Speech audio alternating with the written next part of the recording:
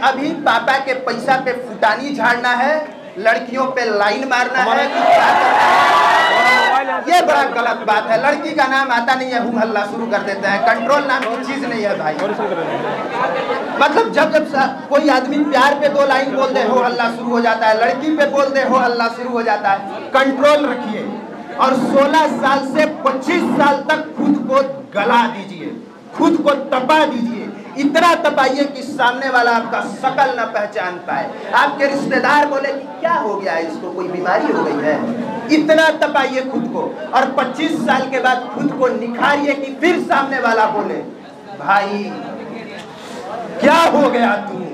सामने वाला शकल देख के पहचान न पाए कि जिसको 5 साल पहले जिस लड़के को हमने देखा था, जिस लड़के को 5 साल पहले हमने बुआ की बेटी की शादी में बुलाया था, वो लड़का नहीं आया। वो 5 साल के बाद आज किस कंडीशन में है।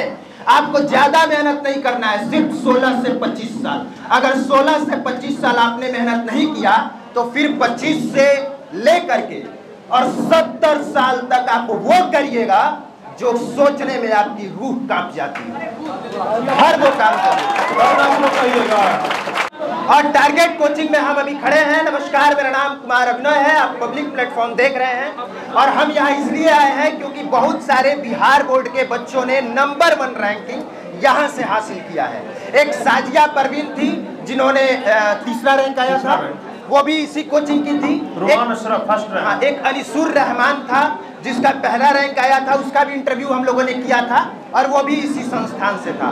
बाकी संस्थान की उपलब्धियां सर आप बता दीजिए। देखिए सर, बाकी तो 2019 से हम लोग पढ़ा रहे हैं और लगातार हम लोग कोशिश करते हैं कि प्रत्येक साल हमारी संस्था से टॉप 10 में बच्चे आए, बिहार टॉपर आए। और 2023 से लगातार हम लोग बिहार टॉपर देते आ रहे हैं और हमारा उम्मीद है कि इस वर्ष जितना दिए हैं उस वर्ष मतलब इस वर्ष जब रिजल्ट निकले तो संख्या कम से कम डबल हो।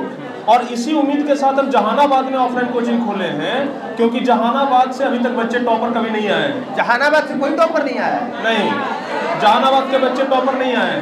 फर्स्ट रैंक तो कभी आए ही नहीं, फर्स्ट सेकंड थर्ड में कोई नहीं आए। तो हमारा बच्चों से वादा है कि 2025 में यहाँ से बच्चों को हम टॉपर बनाएंगे, ठीक है ना।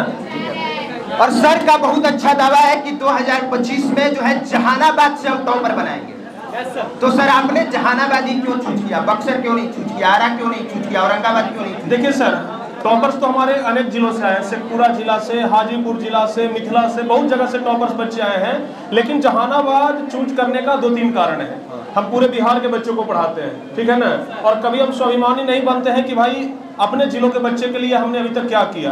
तो बहुत सारे बच्चे हमसे बोले कि सर जहानाबाद के लिए आप क्या कर रहे हैं, ठीक है ना। और जहानाबाद एरिया को हम अच्छे से जानते हैं, पहचानते हैं, परखते हैं। तो जिस रास्ते को आप बढ़िया से जानते हैं ना उस पर चलना थोड़ा आसान होता है, समझ गए। तो जहानाबाद के एक रास्ते को हम बहुत अच्छे तरीके से जानते हैं, तो हमको लगा कि यहाँ थोड़ा सा हमारे लिए आसान होगा।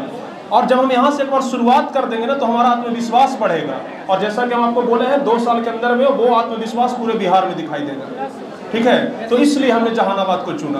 दूसरा कारण, जहानाबाद के बच्चे जो अभी तक टॉपर नहीं आए, तो हमारा लक्ष्य है कि जहानाबाद से टॉपर निकले और गर्व से कहे कि हम टारगेट बोर्ड से पढ़ करके टॉपर निकले, समझ गए ना। तो ये हमारा लक्ष्य है, तो इसलिए हमने जहानाबाद को चुना। एक सबसे महत्वपूर्ण बात, सब्जेक्ट कितने होते हैं, कौन कौन सा?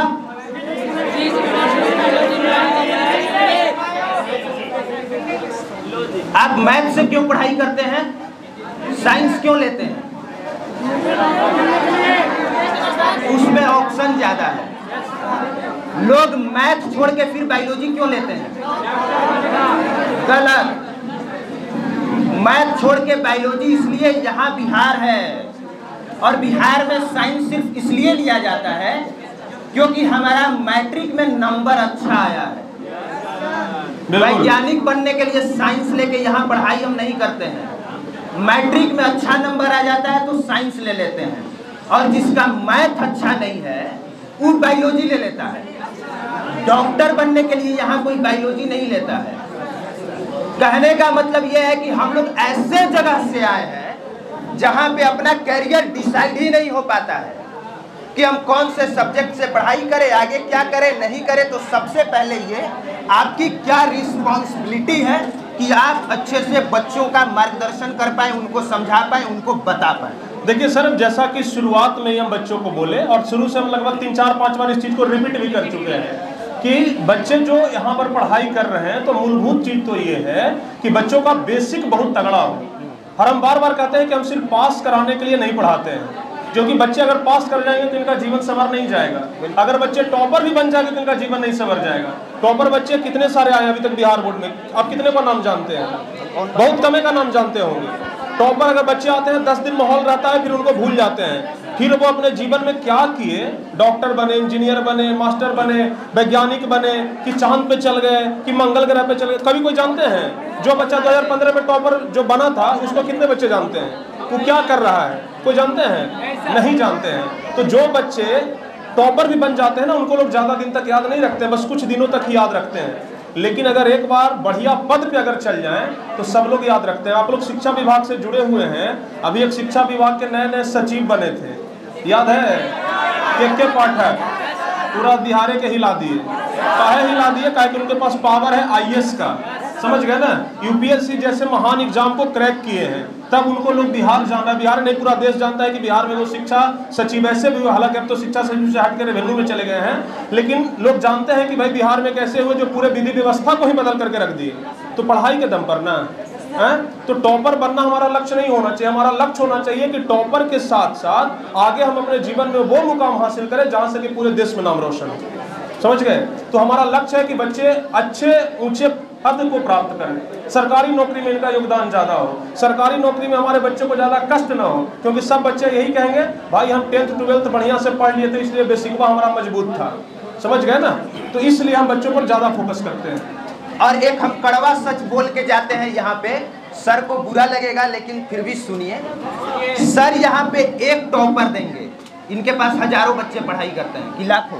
सर टॉपर एक ही होते हैं। नहीं, पहले बताइए ना, हजारों बच्चे पढ़ते हैं कि लाखों? हमारे पास तो लाखों बच्चे पढ़ते हैं। तो सर टॉपर एक देंगे, क्योंकि टॉपर एक ही होता है, और उसका देख के हजारों लाखों बच्चे एडमिशन लेंगे, लेकिन उससे सर का घर संवरेगा। सुनिएगा पहले, कुछ भी बोलने से पहले, उससे सर के पास पैसा आएगा, सर माला माल होंगे। आप तब माला माल होंगे जब आप कंटिन्यू पढ़ाई करिएगा, जब आप कंटिन्यू समझिएगा, सर से फोकस, दुनियादारी से फोकस हटा के जब आप अपने पढ़ाई पे फोकस्ड रहिएगा, तब आप माला माल होइएगा। सर का काम ठीक है, टारगेट बोर्ड आज की तारीख में वो नाम है, मुझे पता है, पर्सनली मैं जानता हूँ, जिसने कि एक नया अध्याय जोड़ दिया है टॉपर्स देने का। टारगेट बोर्ड उस कोचिंग संस्थान का नाम है जिसपे बच्चे सबसे ज़्यादा ऑनलाइन भरोसा कर रहे थे, अब ऑफलाइन भी यहाँ पढ़ाई करने आएंगे। सर का ठीक है, और जब तक सर टॉपर देते रहेंगे सर का ठीक रहेगा, लेकिन इतने बच्चों का एक साथ ठीक नहीं हो पाएगा। इतने बच्चों का एक साथ तब ठीक होगा जब आप जी तोड़ मेहनत करिएगा।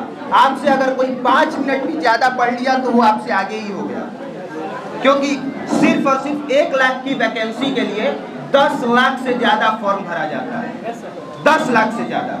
तो इस पे सर आप कुछ बोलिए। सर देखिए, सबसे पहले तो हम इस पर बात करेंगे जो आपने कहा कि सर तो माला माल हो जाएंगे, ठीक है ना? हैं? हम माला माल तब होते हैं जब बच्चे हमारे टॉपर बनते हैं, समझ गए ना? अरे बच्चों से तो फी इसलिए लिया जाता है क्योंकि अभी आप लोग देख रहे हैं कि टारगेट बोर्ड के टी शर्ट पहने हुए जितने भी लोग हैं, कुछ लोग तो टी शर्ट भी नहीं पहने हुए हैं, सब लोगों के पीछे एक परिवार चलता है।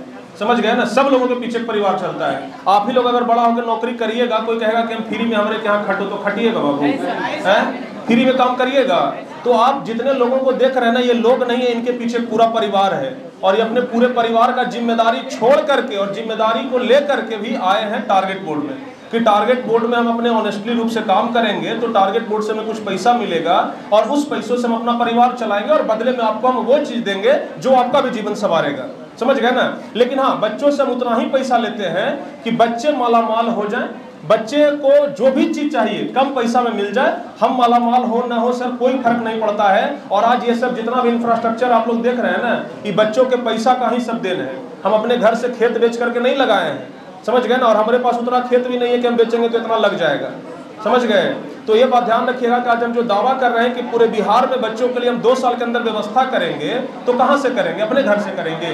अरे आप लोग जो थोड़ा बहुत फी देते हैं उनसे सब टीचर्स जितने भी स्टाफ है सब लोगों को सैलरी मिलता है। उसके बाद जो पैसा बच जाता है उससे हम आगे का विकास करते हैं, बच्चों के लिए विकास करते हैं। सिर्फ अगर हम सर लोगों को ही देने में रह जाएंगे तो फिर आज आपके पास यहाँ पर हम कैसे खड़ा होते। तो ऐसा बात नहीं है कि हम पैसा लेकर के माला माल हो रहे हैं। माला माल तो अंबानी हो रहे हैं भाई, कि कामों में काम चल रहा था तैयो रिचार्ज के दाम बढ़ा दिए, समझ गए ना। तो माला माल उसको कहते हैं। क्या सर? हम सहमत हैं, बच्चे भी सहमत ही होंगे, है ना। बाकी सर समय देने के लिए आपका बहुत बहुत धन्यवाद। कुछ और अगर कहना हो तो वो। हाँ बिल्कुल सर। देखिए हम एक बात स्पष्ट रूप से कहना चाहते हैं कि आपके चैनल के माध्यम से इतने बड़ा प्लेटफॉर्म है आपका और पब्लिक का प्लेटफॉर्म है, तो इसके माध्यम से चूंकि बहुत सारे बच्चे भी देखते हैं, बहुत सारे बच्चे जुड़े रहते हैं, बहुत सारे गार्जियंस जुड़े रहते हैं, तो गार्जियंस को हम ये भरोसा दिलाते हैं कि जो जहानाबाद के अगल बगल के क्षेत्र के हैं तो कम से कम एक बार आप भरोसा करके देखें। एक सर्फ का प्रचार आता था, पहले इस्तेमाल करें तब विश्वास करें, समझ गए ना। तो हम यही कहते हैं, पहले इस्तेमाल करें तब विश्वास करें। ऐसा ना कि पहले विश्वास कर लें विश्वासघात हो जाए, समझ गए। तो पहले इस्तेमाल करिए तब विश्वास करिए, और अगर यकीन हो जाए तब आप यहाँ एडमिशन लीजिए और पढ़ाई करिए और रिजल्ट देखिए। लेकिन हाँ, अगर रिजल्ट बेहतर हो जाए तो अपने गांव के अगल बगल के 5-10 बच्चों को भी बताइए कि हाँ भाई, टारगेट बोर्ड नामक भी एक संस्था है जहाँ से टॉपर्स निकलते हैं। और आप ज़्यादा नहीं, 1 साल पढ़ करके देखिए, उसके बाद देखिए कि हम पहले जहाँ पढ़ रहे थे वहाँ का क्या स्थिति है और आज जहाँ पढ़ रहे हैं वहाँ का क्या स्थिति है, और तब बच्चों के अंदर उत्साह रहेगा। ऐसे ही बच्चे नहीं बोलते हैं पावर ऑफ टारगेट बोर्ड, क्या एक बार हो जाए पावर ऑफ। चलिए बस खत्म करते हैं और जाते जाते एक बात कह के जाते हैं, अपना अनुभव। आप लोगों की उम्र कितनी है? 16, 17, 18, इससे कम ही होगी। मेरी उम्र है 26 साल। कितनी है? मतलब आप लोगों से तकरीबन 8 से 10 साल तक बड़े हैं। अब आपको डिसाइड करना है कि 16 साल से लेके 25 साल तक मेहनत करना है और 25 के बाद ब्रांडेड कपड़ा पहनना है, आईफोन लेके घूमना है और लग्जरियस लाइफ जीनी है, या आपको डिसाइड करना है कि अभी पापा के पैसा पे फुटानी झाड़ना है, लड़कियों पे लाइन मारना है, कि क्या करना है। ये बड़ा गलत बात है। लड़की का नाम आता नहीं है, हूँ हल्ला शुरू कर देते हैं। कंट्रोल नाम की चीज नहीं है भाई। मतलब जब कोई आदमी प्यार पे 2 लाइन बोल दे हो हल्ला शुरू हो जाता है, लड़की पे बोल दे हो हल्ला शुरू हो जाता है। कंट्रोल रखिए और 16 साल से 25 साल तक खुद को गला दीजिए, खुद को तपा दीजिए। इतना तपाइए कि सामने वाला आपका शकल न पहचान पाए, आपके रिश्तेदार बोले कि क्या हो गया है, इसको कोई बीमारी हो गई है। इतना तपाइए खुद को, और 25 साल के बाद खुद को निखारिए कि फिर सामने वाला बोले भाई क्या हो गया तू। सामने वाला शकल देख के पहचान न पाए कि जिसको 5 साल पहले जिस लड़के को हमने देखा था, जिस लड़के को 5 साल पहले हमने बुआ की बेटी की शादी में बुलाया था, वो लड़का नहीं आया। वो 5 साल के बाद आज किस कंडीशन में है। आपको ज्यादा मेहनत नहीं करना है, सिर्फ 16 से 25 साल। अगर 16 से 25 साल आपने मेहनत नहीं किया तो फिर 25 से लेकर के और 70 साल तक आप वो करिएगा जो सोचने में आपकी रूह कांप जाती है। हर वो काम करिए और आप लोग कहिएगा कि क्या से क्या हो गया देखते देखते, समझ गए। तो आप एक बात ध्यान रखिएगा, जिंदगी में पढ़ाई के पीछे भागिए, ठीक है ना।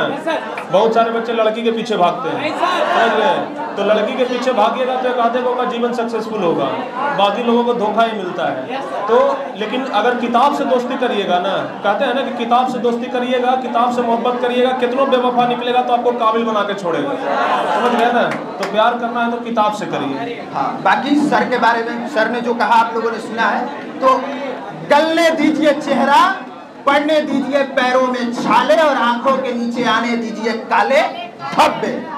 सब कुछ स्वीकार है। शर्ट फटा हो वो भी स्वीकार है, पैर में जूते नहीं वो भी स्वीकार है, हाथ में आईफोन नहीं वो भी स्वीकार है, बदन पे ब्रांडेड कपड़ा नहीं, सब स्वीकार है।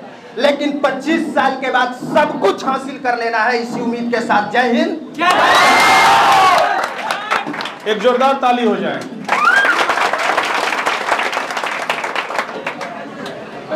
बैठिए सर, आ रहा है। बैटरी लो हो गया सर।